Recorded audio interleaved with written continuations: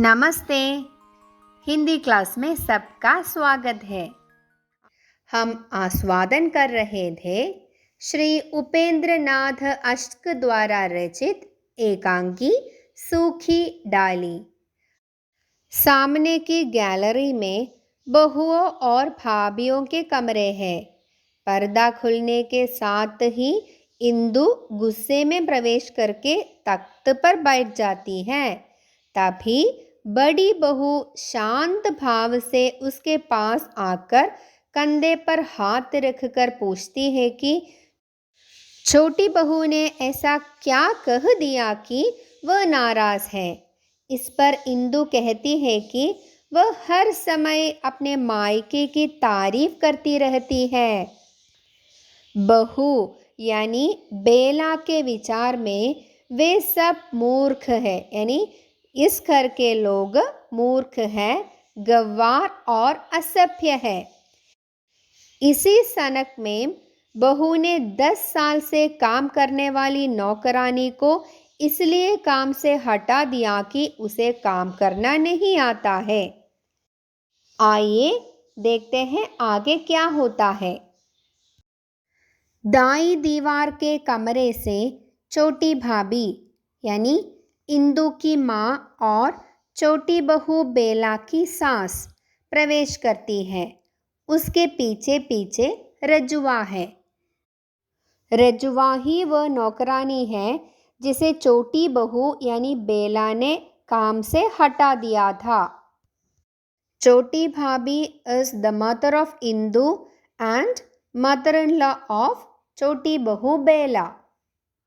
छोटी भाभी इंदु से पूछती है, यानी अपनी बेटी से पूछती है, क्यों इंदु बेटी, क्या बात हुई? यह रजुआ रो रही है। कोई कड़वी बात कह दी छोटी बहू ने इसे? छोटी भाभी इंदु की माँ उससे पूछती है कि क्या बेला ने रजुआ को बुरा भला कहा है? इंदु जवाब देती है, मीठी वे कब कहती है जो आज कड़वी कहेगी। यानी इंदु कहती है कि वह मीठी बातें करती ही नहीं है। तब छोटी भाभी इंदु से कहती है, यह आज तुम कैसी जली कटी बातें कह रही हो? छोटी बहू से झगड़ा हो गया है क्या? यानी माँ अपनी बेटी को डांटती है, पूछती है कि क्या उसने छोटी बहू के साथ झगड़ा किया है। तब रजुआ भरे हुए गले से यानी रोती हुई कहती है, आज माँ जी उन्होंने बरबस मुझे काम से हटा दिया। बरबस मतलब बिना कारण, सिंपली। उन्होंने शब्द बेला के लिए प्रयोग किया गया है यहाँ। इतने बरस हो गए आपकी सेवा करते, कभी किसी ने इस प्रकार अनादर न किया था। मुझे तो माँ जी आप अपने पास ही रखिए, मैं आज से उनका काम करने न जाऊंगी। यानी रजुआ नौकरानी कहती है कि आज से वह छोटी बहू यानी बेला का काम करने नहीं जाएगी। यानी उस घर में सब आपस में आदर करते हैं, रेस्पेक्ट करते हैं। नौकरों से भी अनादर से बात नहीं करते थे। यह सुनकर छोटी भाभी नौकरानी से यानी रजुआ से कहती है, वह तो बच्ची है मिश्रानी, तू भी उसके साथ बच्ची हो गई। यानी छोटी भाभी अपनी बहू बेला को बच्ची कहती है और रजुआ से कहती है कि उसे बेला की बातों को बुरी नहीं माननी चाहिए क्योंकि रजुआ बड़ी है। यह सुनकर इंदु कहती है, मुंह बिचकाकर व्यंग्य से कहती है, जी हाँ बच्ची है, रोटी को चोची कहती है, उसे तो बात ही करनी नहीं आती। और फिर क्रोध से वह कहती है, अपने मायके के सामने तो वह किसी को कुछ समझती ही नहीं और गज भर की जबान। गज भर की जबान मतलब लंबी जबान, मीन्स बहुत बोलती है वो अपने मायके के बारे में। यानी छोटी भाभी यानी इंदू की माँ कहती है कि बेला बच्ची है, उसे बात करना नहीं आती। तब इंदू कहती है कि अपने मायके के बारे में लंबी लंबी बातें करना बेला को आती है। छोटी भाभी यानी इंदू की माँ यहाँ बात संभालने की कोशिश कर रही है। बड़ी बहू तब बोली, बात यह है माँ कि छोटी बहू को हमारा खाना पीना, पहनना ओढ़ना कुछ भी पसंद नहीं। उसे हमसे, हमारे पड़ोस से, हमारी हर बात से घृणा है। बड़ी बहू बेला की परेशानी क्या है यह बता रही है। तब छोटी भाभी बेचैनी से वह पूछती है, फिर कैसे चलेगा? हमारे घर में तो मिलकर रहना, बड़ों का आदर करना, अपने घर की रूखी को दूसरी की चूपड़ी से अच्छा समझना, नौकरों पर दया और छोटों पर। छोटी भाभी कहती है कि इस घर में मिलकर रहना पड़ता है, सबकी आदर करनी है। बेला इस तरह की स्वभाव से यहाँ कैसे रह पाएगी? चुपड़ी मतलब घी लगाया हुआ रोटी। छोटी भाभी जब यह बातें कह रही थी तब मंजली बहू बाहर से हंसती हुई प्रवेश करती है। यह मंजली बहू को हंसने की आदत है। हर बातें वह हंस हंस कर बताती है। मंजली बहू, खी खी खी खी, हा हा हा हा। इंदु पूछती है, क्या बात है भाभी जो हंसी के मारे लोट पोट हुई जा रही है? मंजली बहू इंदु के लिए भाभी है क्योंकि वह उसके कजिन ब्रदर की पत्नी है।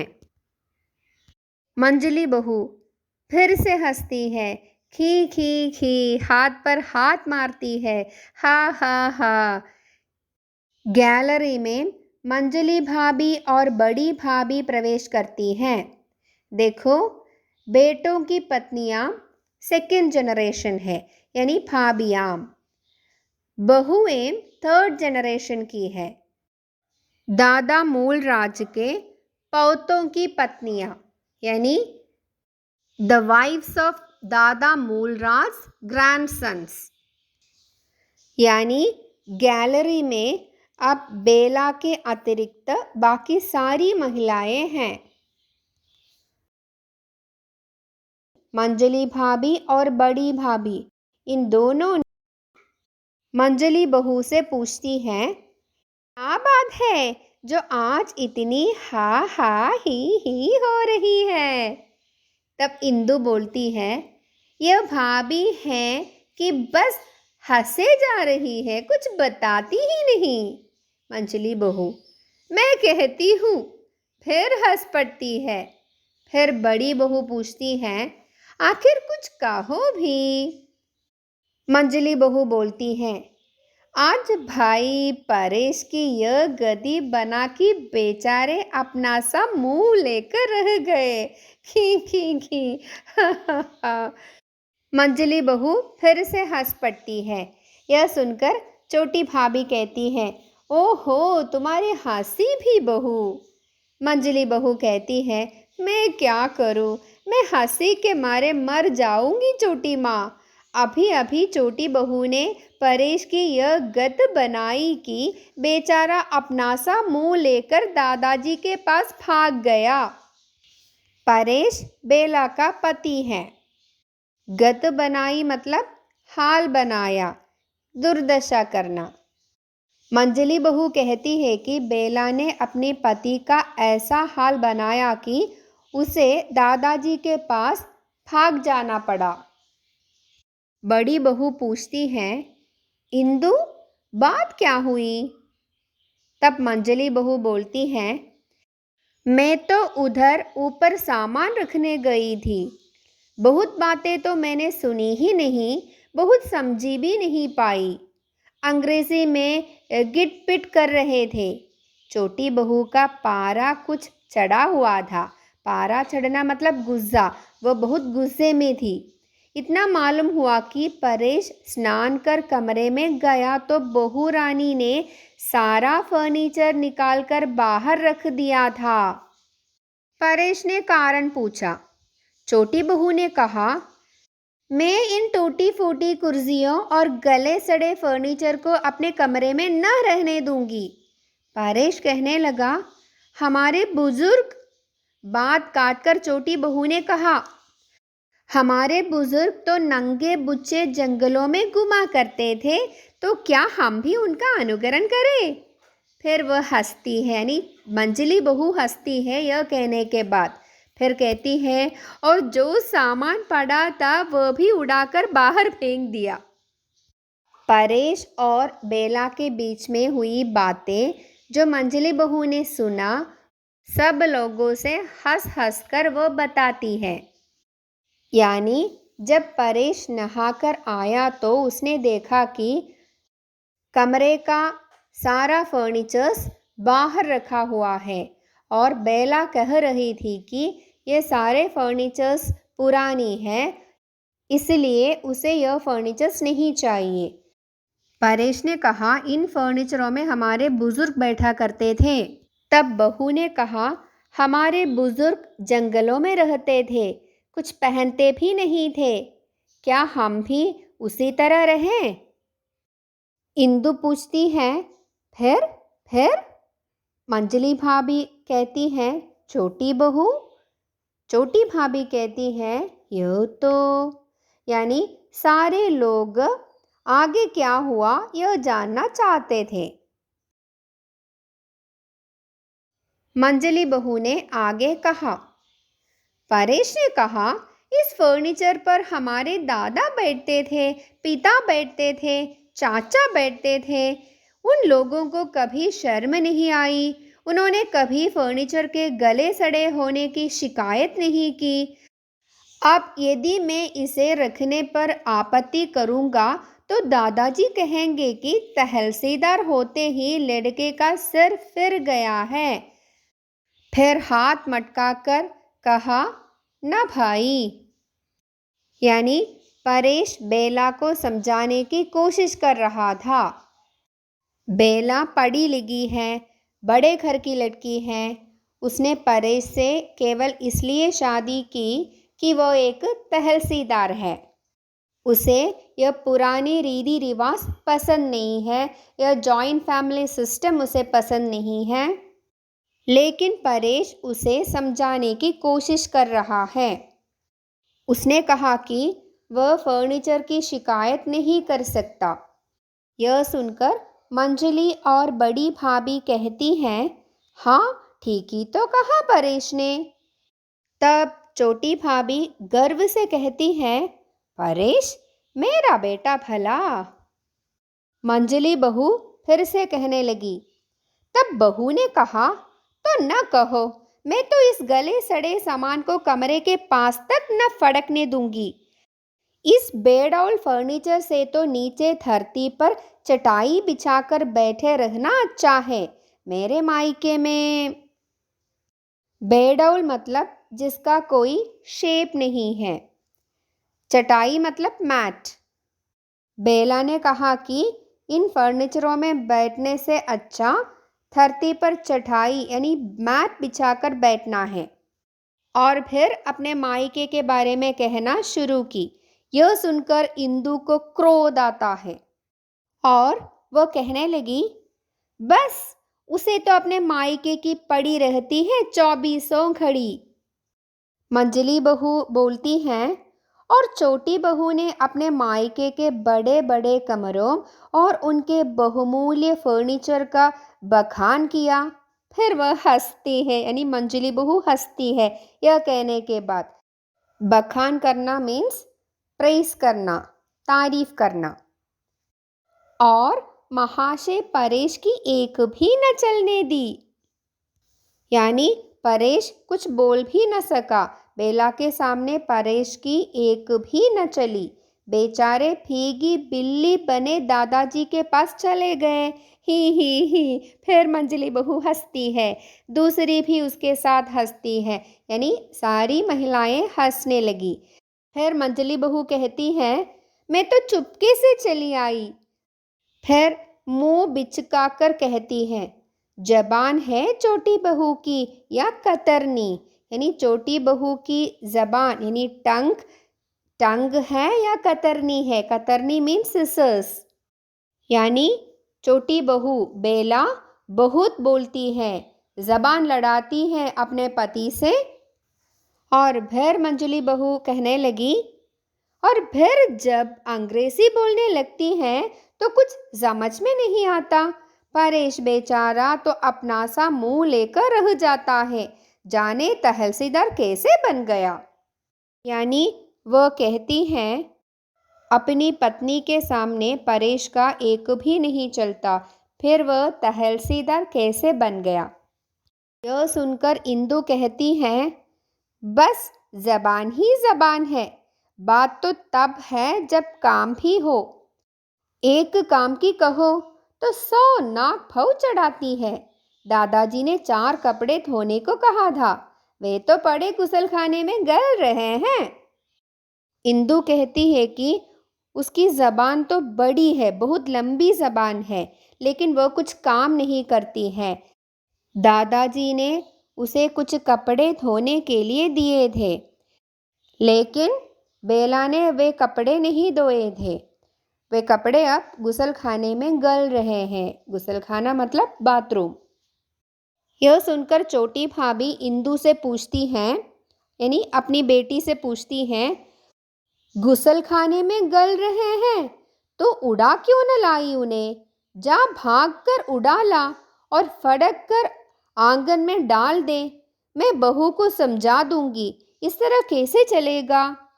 और भी चिंता से और फिर बड़ी चिंता से वो पूछती है, परेश ने समझाया नहीं उसे? छोटी भाभी यानी इंदु की माँ पूछ रही है कि क्या परेश ने अपनी पत्नी को यानी बेला को यह नहीं समझाया कि इस घर में कैसे रहना है। इस घर में तो सब लोग मिलजुल कर रहते हैं, तो बेला को भी उसी तरह रहना है। यह सुनकर इंदु कहती है, परेश की तो जैसे वहाँ बड़ी सुनवाई होती है। यानी वो कहती है कि परेश की बात बेला नहीं मानेगी। तब मंजली बहू कहती हैं, वह मलमल के थान और अबरों की बात याद है ना? अभी तक पड़े हुए हैं। कह कह कर हार गए परेश महाशय। बहुरानी ने हाथ तक न लगाया उन्हें, और वे शर्म के मारे ले जाते नहीं दादाजी के पास। कचहरी में होंगे तहसीलदार, घर में तो अपराधियों से भी गए बीते हो जाते हैं। यह कहकर वह यानी मंजली बहू हंसती हैं। इंदु और बड़ी बहू भी उसके साथ हंसती हैं। दादाजी के दूसरे बेटे करमचंद ने सबके लिए मलमल के थान और आबरें लाए थे। Malmal means a type of soft cloth, a cotton cloth. थान मतलब rolls. Abre means blankets. Bela ने ये कपड़े नहीं लिए। मंजली बहू कहती है कि परेश ऑफिस में बड़े ऑफिसर होंगे, बड़े अफसर होंगे, लेकिन घर में वे अपराधियों से भी यानी क्रिमिनल से भी गए बीते हैं। वह अपने पत्नी से डरता है, मतलब परेश की बातों को पत्नी नहीं मानती है। यह सुनकर छोटी भाभी पूछती हैं, पर दादाजी के कपड़े? तब बड़ी भाभी कहती है, तुम भी बहन, बस क्या इतना पढ़ लिख कर छोटी बहू कपड़े धोएगी? दादा मूल राज के बड़े पुत्र जो शहीद हुए थे, उनकी पत्नी है बड़ी भाभी। वह कहती है कि बेला पढ़ी लिखी है, क्या उसे कपड़े धोने के लिए यहाँ लाई है? वो कपड़े नहीं धोएगी। यह सुनकर इंदु चिढ़कर कहती है कि क्यों? उनके हाथ नमक मिट्टी के हैं जो गल जाएंगे। मतलब बेला के हाथ नमक मिट्टी से नहीं बने जो गल जाएंगे। गलना मतलब melt. Means her hands were not made of salty clay that would melt. इतने में बाहर से दादाजी के हुक्का गुड़गुड़ाने की आवाज़ आती है, यानी दादाजी आ रहे हैं। तब छोटी भाभी इंदु से कहती है, तुम चलो इंदु, कपड़े फटक कर अहाते में डाल दो, शायद उन्हें ज़रूरत हो, मांगेंगे तो। मैं बहू को समझा दूंगी। अहाते मतलब कॉम्पाउंड, यानी छोटी भाभी इंदु की माँ इंदु से दादाजी के कपड़े धोने को कहती है और वो ये भी कहती है कि बाद में बहू को समझा देगी। इस एकांकी का दूसरा दृश्य अगले वीडियो में हम पढ़ेंगे। तब तक के लिए धन्यवाद।